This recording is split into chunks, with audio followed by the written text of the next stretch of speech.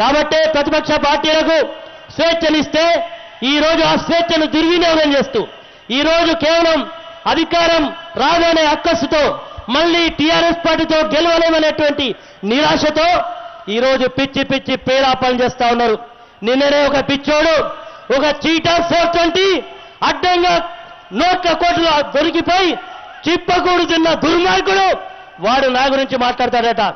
నేను ఈరోజు సవాల్ చేస్తా ఉన్నా, ప్రజా జీవితంలోకి వచ్చిన తర్వాత ఆస్తులు అమ్ముకున్నా కానీ ఎక్కడ కూడా ఎవరి దగ్గర ఒక్క రూపాయి లంచం కానీ కమిషన్లు కానీ ఎక్కడ కూడా ఎలాంటి అవినీతి కూడా లేకుండా నిజాయితీగా ప్రజాక్షేత్రంలో ఉన్నా తప్పకుండా చిట్ట చివరి శ్వాస ఉన్నంత వరకు నిజాయితీగా ప్రజాసేవ చేస్తా అనే మాటను కూడా చెప్తా ఉన్నా.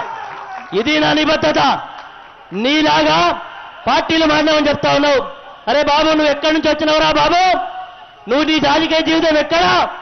నువ్వు ఆ రోజు ఎమ్మెల్సీగా గెలిచినప్పుడు ఏ పార్టీ సహకారం తీసుకున్నావు? ఆ రోజు టీఆర్ఎస్ పార్టీ సహకారం తీసుకోలేదా? ఆ రోజు గెలిచినాక నీకు ఎమ్మెల్యే కావాలనుకుంటే చంద్రబాబు పంచన చేరి తెలుగుదేశంలో నీకు మద్దతు ఇచ్చిన వాళ్ళని పక్కకు పెట్టి తెలుగుదేశంలోకి పోయి తెలుగుదేశం పార్టీకి రాజీనామా చేసి ఎమ్మెల్యేకి రాజీనామా చేస్తానని దొంగ రాజీనామా చేసి నువ్వు చంద్రబాబుకి ఇస్తావా? ఆ రోజు ఎవరు స్పీకర్ ఉన్నారో ఎవరికి ఇవ్వాలో నీకు తెలియదా? నీకు ఇంగిత జ్ఞానం లేదా?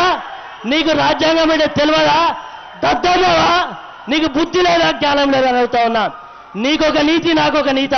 నువ్వు ఆ రోజు తెలుగుదేశం పార్టీలో గెలిచి ఎమ్మెల్యేగా కొనసాగలేదా?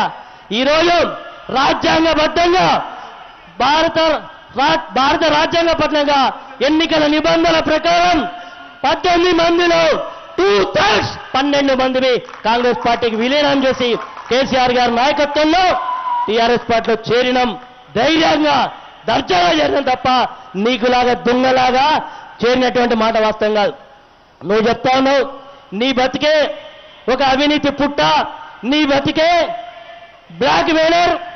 నువ్వు ఒక బ్లాక్ మెయిలర్ ఆల్ ఇండియా ప్రెసిడెంట్కి అధ్యక్షుడైతే నీ ఎంబడి తిరిగా ఇక్కడ ఒక వెలవ వాడు ఈ రాష్ట్రానికి అధ్యక్షుడు బ్లాక్ మెయిల్కు. మీరు బ్లాక్ మెయిల్ చేసి ఈరోజు మీరు ప్రజలు వంచి నన్ను విమర్శించే స్థాయి మీది కాదు. నేను మరొకసారి చెప్తా ఉన్నా, మళ్ళీ రామన్న దయతో కేసీఆర్ గారి సహకారంతో నువ్వు నిలబడ్డా. అరే రేవంత్ రెడ్డి, నీకు దమ్ము ధైర్యం ఉంటే రా భూపాల్ వెలిగి నిలబడదాం. నువ్వే నేను తేల్చుకుందాం. తుక్కుగా నేను ఓడించి పంపిస్తాం, నేను తల్లి కొడతామని చెప్పి చెప్తా ఉన్నా. ఈ రకమైనటువంటి సవాల్ చెప్తున్నా. నీ తాటాకు చప్పులకు, నీ కేవలం మీడియా అటెన్షన్ కొరకు నేను రాజకీయాలకు వచ్చి ఎప్పుడు కూడా ఈ భాష మాట్లాడలేదు. కానీ తప్పనిసరి పరిస్థితుల్లో ఈ భాష వాడాల్సిన పరిస్థితి వచ్చింది. నా రాజకీయ జీవితంలో అసెంబ్లీలో మాట్లాడినా, ప్రెస్ కాన్ఫరెన్స్ లో మాట్లాడినా చాలా నిబద్ధతగా, చాలా రెస్పెక్టబుల్ గా మాట్లాడినా. కానీ ఈరోజు మమ్మల్ని అనునిత్యం కూడా మమ్మల్ని ఈరోజు విమర్శ చేస్తా ఉన్నావు. ఇది మంచి పద్ధతి కాదు. కాంగ్రెస్ పార్టీ ప్రజలకు చెప్తా ఉన్నా, నిజంగా మీ పార్టీకి రక్షించుకోవాలంటే ఇంతకంటే 420 గారు మేడా అని మీ పార్టీ నాయకులు అడుగుతా ఉన్నారు. పైసలు పెట్టుకొని కొనుక్కొని వచ్చాడని చెప్తా ఉన్నారు. చంద్రబాబు నాయుడు ఏజెంట్గా ఈ రోజు ఈ రాష్ట్రంలో చలామణి అవుతున్నారు. నీతో తిరిగే వాళ్ళు ఎవరు? నీతో తిరిగే వాళ్ళంతా కూడా చంద్రబాబు బి టీం తిరుగుతా ఉన్నది. కాబట్టి నీకు ఖచ్చితంగా రాజకీయ పరాభవం తప్పదు. తెలంగాణ ప్రజలారా, మరి నిన్న టీపీసీసీ అధ్యక్షుడు రేవంత్ రెడ్డి గారి హాత్ సే హాత్ జోడో యాత్రలో భాగంగా భూపాలపల్లి పట్టణంలో నిన్న సాయంత్రం మీటింగ్ మీద టీఆర్ఎస్ రౌడీలు, గుండాలు, రౌడీ నా కొడుకులు కోడిగుడ్లు, టమాటాలు విసురి రాళ్లతోని దాడి చేస్తుంటే ప్రేక్షక పాత్ర వహిస్తున్నారంటేనే ఈ రాష్ట్ర పోలీసులు ఎవరి మెప్పు కోసం, ఎవరి చెప్పు చేతుల కింద పనిచేస్తున్నారో ఒకసారి మనం ఆలోచన చేయాల్సిన అవసరం ఉంది. ఇది కరెక్టా? ఇది ప్రజాస్వామ్యమేనా? ఈ రకంగానే వ్యవహరిస్తే అయ్యా కేసీఆర్ గారు, కేటీఆర్ గారు, తెలంగాణ రాష్ట్రంలో నీ ఉద్యమం చేసేవాడివా అని ఒకసారి సోయి తెచ్చుకొని కళ్ళు తెరిచి ఆలోచన చేయని మరొకసారి హెచ్చరిస్తున్నాం. మరి మొన్నటికి మొన్న కల్వకుంట్ల చిన్నదొర రామారావు గారు ఇదే భూపాలపల్లిలో ఆయన ఒక మీటింగ్ పెట్టుకున్నాడా? ఆ మీటింగుకు స్కూళ్ళు కాలేజీలు మొత్తం బంద్ పెట్టి చీమ చిటుక్కుమనకుండా ఆ మీటింగ్ మొత్తం దగ్గరుండి జరిపించే బాధ్యత తీసుకున్నారు పోలీసులు. మరి నిన్న ఆ రౌడీ నా కొడుకులు, ఆ గూండాలు, ఆ లుచ్చాగాళ్ళు ఆ ఎమ్మెల్యే గాడిచ్చినటువంటి కోటర్ సీసాలు తాగి రేవంత్ రెడ్డి గారి మీటింగ్ మీద దాడి చేస్తుంటే మీరు ఎందుకు ప్రేక్షక పాత్ర వహించారు? మీరు ఎందుకు ముడ్డి వలగొట్టి బొక్కలేయలేదు?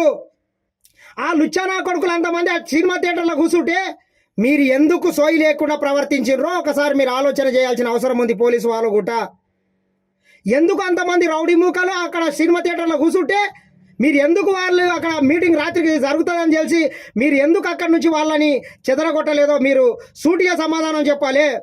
మీ ముందే కదా ఆ రౌడీ నా కొడుకులు దాడులు చేసింది. ఎంతవరకు కరెక్ట్ అనుకుంటున్నారు? కేసీఆర్ ఇంట్లోకి వెళ్ళి జీతాలు ఇస్తున్న పోలీసు వాళ్ళు మీరు ఆలోచన చేయలే కదా? ప్రజాస్వామ్యం గుర్తుపెట్టుకోండి, మా టైం వస్తుంది. మొన్నటికి మొన్న ఇదే పోలీసులు మా మహబూబ్ నగర్ జిల్లాల కొత్తకోట దగ్గర మన వనపర్తి దగ్గర సిఐ గారు ఒక ప్రశ్నించిండు నిరంజన్ రెడ్డిని అని చెప్పి ఇష్టం వచ్చినట్లు కుక్కని కొట్టినట్లు కొట్టిండా. సిగ్గు తెచ్చుకోండి ఇంకనన్నా. ఖబర్దార్ బిడ్డ గండ్ర వెంకటరమణారెడ్డి, నీవు అనుకున్నావు తల్లి పాలు తాగి రొమ్ము గుద్దేటటువంటి ఒక దొంగవు, ఒక లంగగానివి నీవు. నిన్ను ఆ రోజు కాంగ్రెస్ పార్టీ గెలిపిస్తే ఏదో బోడి పైసలకు ముష్టి ఆశపడి ఈ కన్నతల్లి లాంటి కాంగ్రెస్ పార్టీ మీని ఇడిచిపెట్టి టీఆర్ఎస్లో వచ్చి చేరినవు లప్పుడు కానివి. నీవు ఒక బ్రోకర్ కానివి, ఒక కబ్జాదారునివి. గతంలో ఒక అమ్మాయిని ఏడిపించి ఆమెను వాడుకొని అడ్డంగా రోడ్డు మీద వదిలేస్తే నీ ఇజ్జత్ మొత్తం బజార్ లేచింది ఆమె. ఒక కామునివి, ఒక కీచకునివి. ఇక నాన్న బుద్ధి తెచ్చుకోరా గండ్ర వెంకటరమణారెడ్డి. రాబోయే ఎన్నికల్లో భూపాలపల్లి బిడ్డలు 100 అడుగుల గోతి తీసి నేను గోతిలో పెడతారు బిడ్డ నీవు అనుకున్నావు. రాబోయేది తెలంగాణ రాష్ట్రంలో కానీ భారతదేశంలో కానీ కాంగ్రెస్ పార్టీ అధికారంలోకి వస్తుంది. మీలాంటి ఈ రౌడీ పనులు చేసేటోళ్ళని మొత్తం గుడ్డలు ఇడిచే టైం వస్తుందని మరొకసారి హెచ్చరిస్తున్నా. ఖబర్దార్ గండ్ర వెంకటరమణారెడ్డి, ఖబర్దార్ పోలీస్ సలహాల మీరు డ్యూటీ చేయండి కానీ రాజకీయం చేయొద్దని మరొకసారి హెచ్చరిస్తున్నా. హాయ్ ఫ్రెండ్స్, మా టుడే టుమారో యూట్యూబ్ ఛానల్ చూస్తున్నందుకు చాలా థ్యాంక్స్. మరిన్ని లేటెస్ట్ వీడియోస్ కోసం వెంటనే సబ్స్క్రైబ్ చేయండి. అలాగే ఈ బెల్ ని కూడా రింగ్ చేసేయండి. మా నోటిఫికేషన్స్ అన్ని మీ మొబైల్లో వస్తాయి. అలాగే మా వీడియోస్ మీకు నచ్చితే లైక్ చేయండి, షేర్ చేయండి, నచ్చకపోతే కామెంట్ చేయండి.